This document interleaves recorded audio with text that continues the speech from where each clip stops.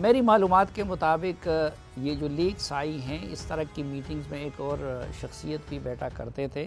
ان کا نام ہے جناب حافظ طاہر اشرفی صاحب، جو کہ مڈل ایسٹ کے لیے عمران خان صاحب کے معاون خصوصی تھے. تو اس وقت حافظ طاہر اشرفی صاحب ہمارے ساتھ موجود ہیں. ان کی رائے لیتے ہیں کہ انہوں نے اپنی نظروں سے کیا دیکھا اس وقت اور اپنی کانوں سے کیا سنا. علامہ صاحب، یہ بات درست ہے کہ یہ جن کی آڈیو لیکس ہوئی ہے ان نشستوں میں آپ بھی موجود ہوتے تھے؟ بالکل، مجھے اچھی طرح یاد ہے کہ یہ جو اسد عمر صاحب کی بات ابھی ہم سن رہے ہیں، اس میٹنگ میں بھی میں موجود تھا. اچھا، تو اس میں آپ نے کیا مشورہ دیا اور ان لوگوں میں سے کس نے کیا مشورہ دیا ان سازشوں میں؟ ایک تو صحافی صاحب، بہت کم لوگ جو ہے خان صاحب کے سامنے بولتے، بہت کم لوگ ہیں، بولتے ہی نہیں ہیں. اور سارے ہی یہی مسئلہ ہے ایک ان کا کہ ان کے سامنے گفتگو جو ہے ان کی پارٹی کے لوگوں میں سے کوئی بھی اس طرح نہیں کرتا کہ جو کرنی چاہیے. چونکہ یہ بحث ہو رہی تھی کہ اس کو نام کیا دیں، اس خط کو، اس کو خط کہیں، سائفر کہیں، کیا کہیں. تو میں نے کہا کہ جب وہ لیٹر ہو رہا تھا تو اس پہ بحث ہو رہی تھی کہ یہ لیٹر تو نہیں ہے، کیونکہ لیٹر تو لکھا جاتا ہے. تو یہ تو ایک کیبل ہے جو بھیجی گئی ہے فارن آفس میں. اور صحافی صاحب، میں یہ بھی عرض کروں کہ اگر اللہ نہ کرے لیکن اب تو ڈر لگتا ہے، جو نیا سسٹم آ گیا ہے یہ ہیکروں والا، یہ تو روزانہ میں ہمارے سفارت خانے بھی بھیجتے ہیں، یہاں کے جو یہاں پر سفارت خانے ہوں گے وہ بھی اپنے ملکوں کو بھیجتے ہیں. ایسی گفتگو، یہ کوئی ایسی گفتگو نہیں ہے کہ جسے آپ کہیں کہ بہت ہی، ہاں اس میں ایک آدھ جملہ قابل اعتراض ضرور تھا. تو میں نے کہا اسے مراسلہ کہہ لیں، یہ میرا اس میں تھا. تو اسد عمر صاحب نے چونکہ یہ بحث شروع کی تھی، اور مجھے اچھی طرح یاد ہے کہ ہم دائیں طرف بیٹھے تھے، وہ بائیں طرف ٹیبل کے بیٹھے تھے، اور انہوں نے یہ جملہ کہا کہ یہ تو خان صاحب نے کہا کہ نہیں، یہ تو سمجھ نہیں آئے گا لوگوں کو، تو بس ٹھیک ہے، اس کو لیٹر ہی کہتے ہیں.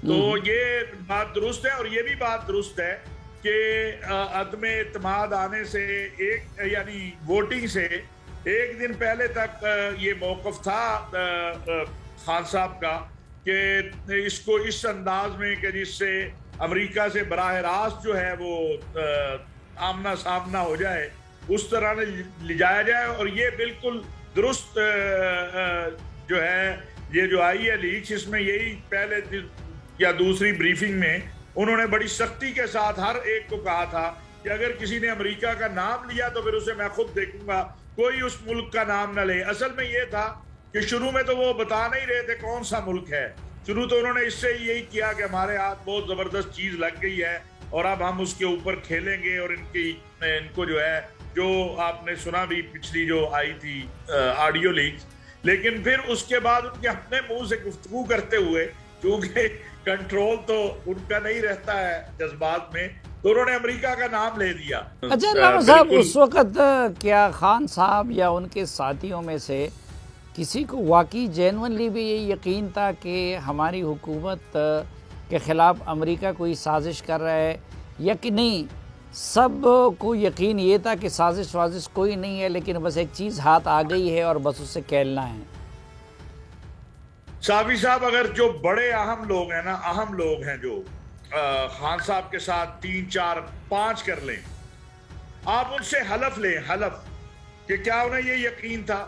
میں ابھی نام نہیں لیتا کیونکہ کچھ چیزیں، میں تھوڑا سا وزادار آدمی ہوں، یہ بھی مجھے خود خان صاحب نے اب میدان میں اتار دیا.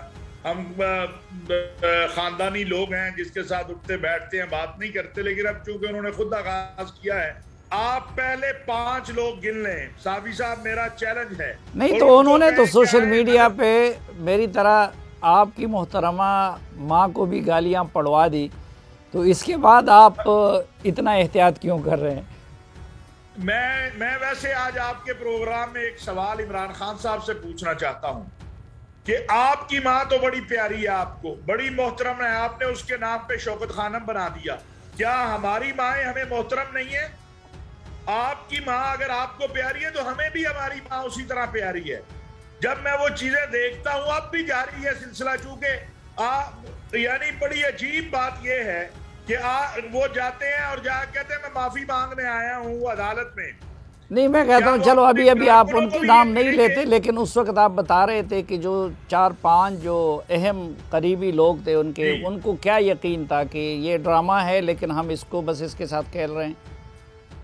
بالکل. اور 2 وزراء ایسے تھے جنہوں نے مجھے کہا کہ یار آپ بات کریں، اس سے حالات خراب ہو جائیں گے، اس سے اچھی نہیں ہوگی بات. آپ کہیں گے اس کو اس طرح استعمال نہ کریں، اس طرح نہ اس کو میدان میں لائیں.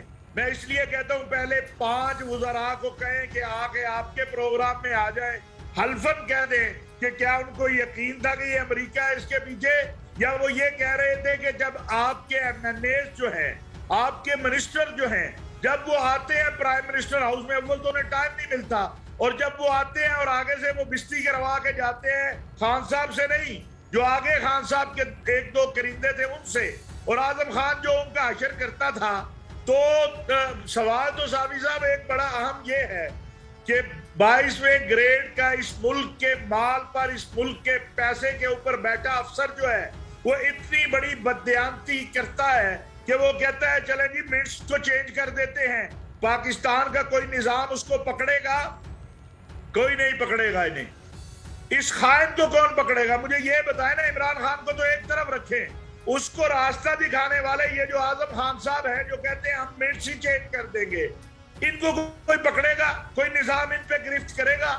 کوئی پوچھے گا ان سے کہ آپ نے اس قوم کو کس بحران میں ڈالا ہے؟